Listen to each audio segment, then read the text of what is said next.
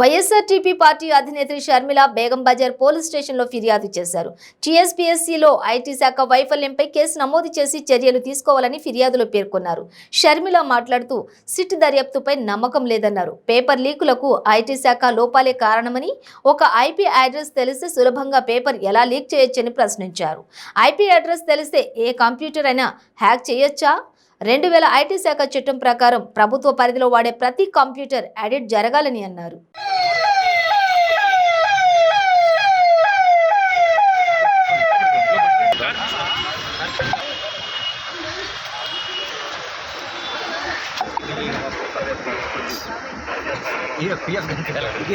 అన్న మీరు కొద్దిగా జరగండి.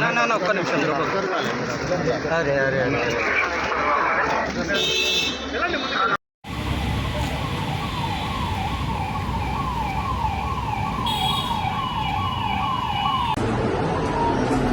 కంప్లైంట్ తీసుకోమని అడగడానికి వచ్చాను. చూడండి, కంప్లైంట్ రాసుకుంటే కూడా ఇట్స్ పబ్లిక్ కాస్ట్.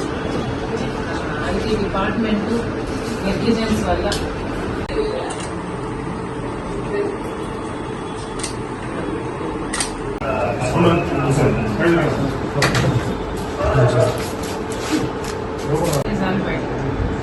అసలు సిస్టమ్స్ ఆడిట్ ఉందో లేదో కూడా మన రాష్ట్రంలో అర్థం కాదు.